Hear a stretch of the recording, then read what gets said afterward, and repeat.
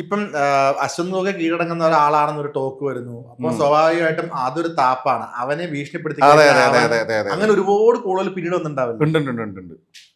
അതിന് മുമ്പ് വന്നിട്ടുണ്ട്. ഓക്കെ.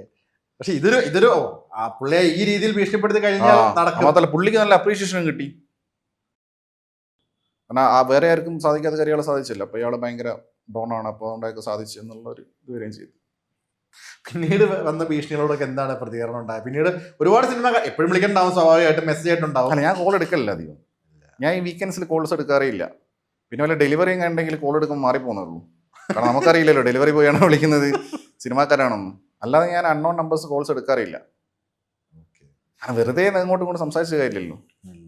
ഈ ഏതെങ്കിലും ഒരു ആക്ടറുടെ പേര് പറയണ്ട, നമ്മളൊക്കെ അത്രയും അറിയുന്ന ഒരു നടനോ അല്ലെങ്കിൽ ഒരു അങ്ങനെ ആരെങ്കിലും ഒരാൾ വിളിച്ചിട്ട് അയാളുടെ പടത്തിനെ പറ്റി സംസാരിച്ചതിനെ പറ്റി എന്തെങ്കിലും സംസാരിക്കുമല്ലോ? എങ്ങനെ നല്ലത് കാണോ അല്ലെങ്കിൽ ചീത്ത വിളിച്ചാണോ? മോശം. നല്ലത് പറയുമ്പോൾ സ്വാഭാവികമായിട്ട് എല്ലാവരും അംഗീകരിക്കുമല്ലോ. മോശം പറയുമ്പോഴാണല്ലോ എല്ലാവർക്കും ദേഷ്യം വരുള്ളൂ.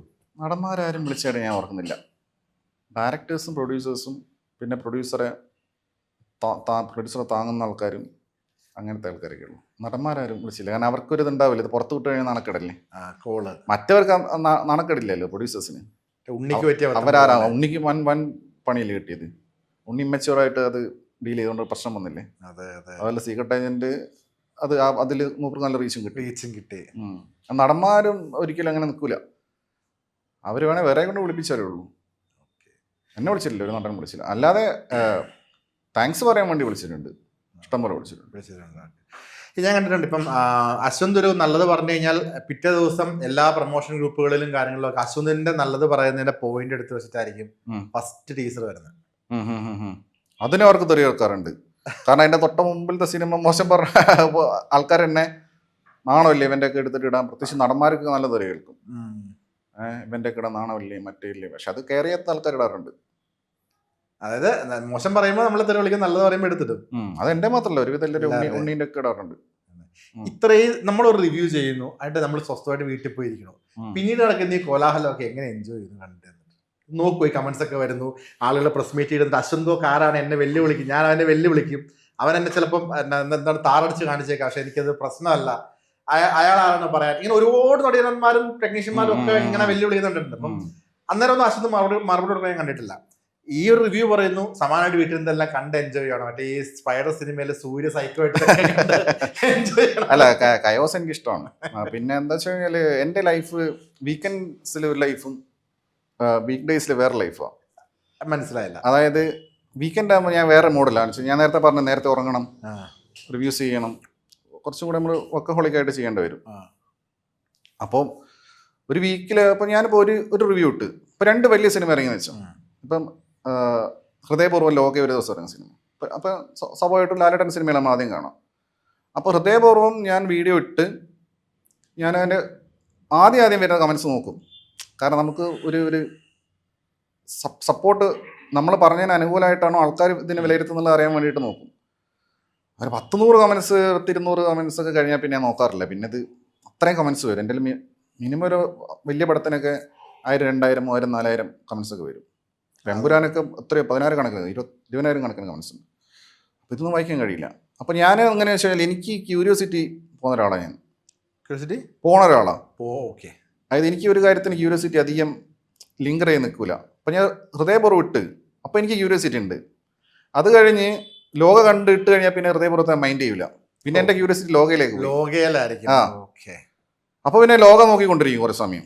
അത് കഴിഞ്ഞ് ഞാൻ ഉറങ്ങി പിറ്റേന്ന് അടുത്ത പടം കണ്ടാൽ പിന്നെ അതിൻ്റെതാണ്, പിന്നെ ലോക ഞാൻ നോക്കില്ല. അത് പിന്നെ അതിൻ്റെ ക്യൂരിയോസിറ്റി ആയി പോയി. അങ്ങനെ ഇപ്പോൾ 4 പടം ഉണ്ടെങ്കിൽ 4ാമത്തെ പടം കണ്ടു കഴിഞ്ഞ് അതിൻ്റെ കുറച്ച് കമൻസ് നോക്കുമ്പോഴത്തേക്ക് എൻ്റെ വീക്കെൻഡ് അവസാനിച്ച്. പിന്നെ ആരൊക്കെ എന്തൊക്കെയോ കമൻസ് ഇടുന്നു, എന്തൊക്കെയോ ഷെയർ ചെയ്യുന്നു, എന്തൊക്കെയോ ട്രോൾ വീഡിയോ ഉണ്ടാക്കുന്നു, എന്തൊക്കെയോ പ്രസ് മീറ്റ് വിളിക്കുന്നു. ഇത് മിക്കവാറും ലിങ്ക് അയച്ചു തരും ആൾക്കാർ. ഇൻസ്റ്റയിലൊക്കെ ലിങ്ക് അയച്ചു തരും. ഇപ്പോൾ ലിങ്ക് കിട്ടുന്ന ഞാൻ തുറന്ന് നോക്കും, അല്ലെങ്കിൽ സെർച്ച് ചെയ്ത് ഞാൻ നോക്കാറൊന്നുമില്ല. പിന്നെ ഇത് നമ്മൾ യൂസ്ഡ് ആയല്ലോ അത് കണ്ടിട്ട്. പിന്നെ അടുത്ത വീക്കെൻഡ് വരെ ഞാൻ ഓഫ്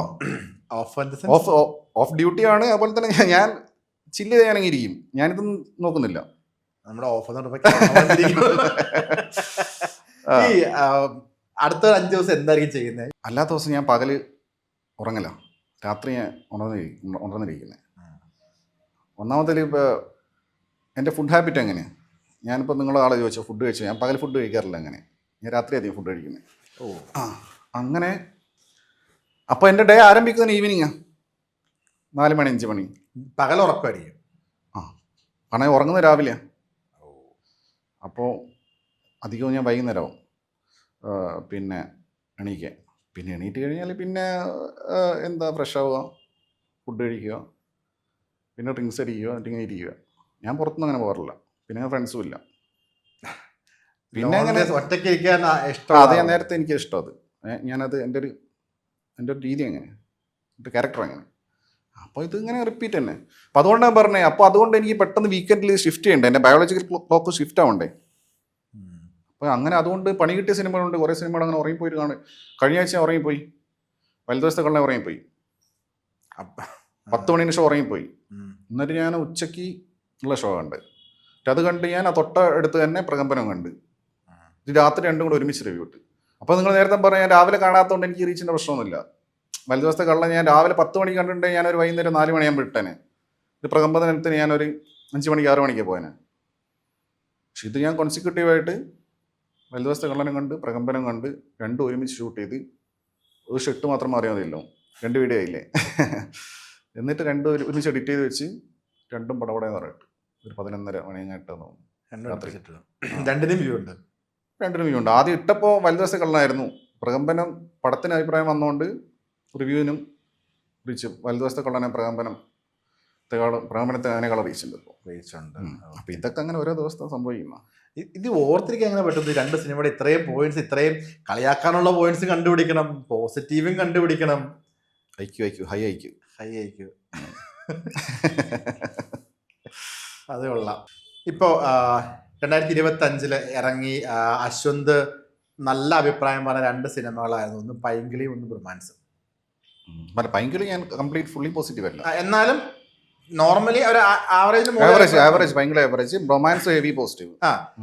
ഇത് രണ്ടും പക്ഷേ ഇയർലി നമ്മള് സിനിമയുടെ ഒരു ഇത് പറയില്ലേ, എന്താണ് പറയുന്നത്, സൂചിക അതിൽ 2 നേരെ ഉൾട്ടാണ് പറഞ്ഞത്. അതെ അതെ. അത് ശരിക്കും പറഞ്ഞ ഡബിൾ സ്റ്റാൻഡ് ആണോ, അതോ അശ്വന്തിന്റെ ഒരു എന്താണ് ഇത് തെറ്റിപ്പോയതാണ്? അല്ലല്ല, കാഴ്ചപ്പാട് തെറ്റിപ്പോയത്. അശ്വന്തിനും തെറ്റില്ല. അല്ല, ഒന്ന് റിവ്യൂവും ഒന്ന് അനാലിസിസോ.